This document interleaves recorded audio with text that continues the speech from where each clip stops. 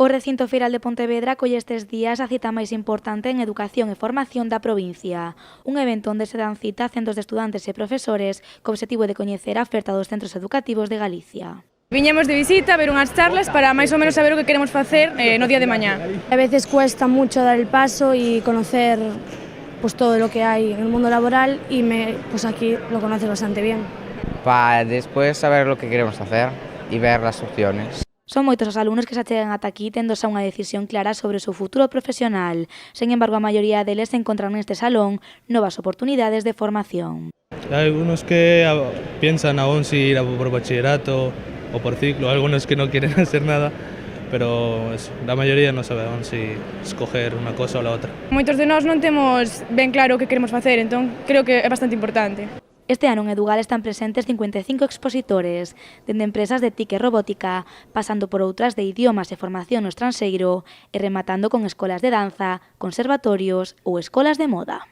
Lo que ya estamos informando básicamente son los diferentes grados que pueden estudiar y los requisitos de acceso que hay para ir a la universidad y todos los servicios que hay en la universidad, porque además de estudiar también pues, hay servicios como biblioteca, deportes, actividades culturais e les informamos de todo a vida universitaria e do que poden facer na universidade. Parece que vienen interesados. Ahora mismo nuestros compañeros estuvieron haciendo una demostración de una de nuestras materias, que es acabados, que estuvimos tintando prendas, para así después ver con diferentes técnicas. A Real Federación Galega de Fútbol aporta tamén posibilidades de formación e de enseñanza para os xóvenes galegos, tanto no ámbito de árbitros de fútbol como de adestradores.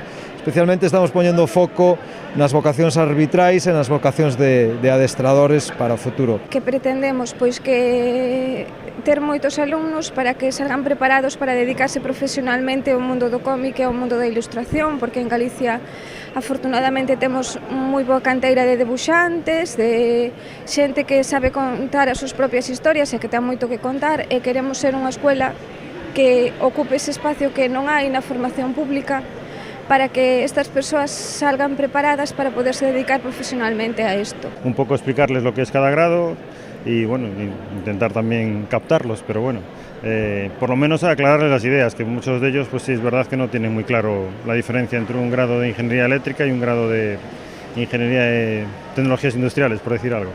Mañá será a última xornada para visitar Edugal. Ademais dos expositores, os alumnos poderán asistir a un obradoiro de hixiene bucodental, de oratoria e ata un show cooking a cargo dos alumnos do Carlos Oroza.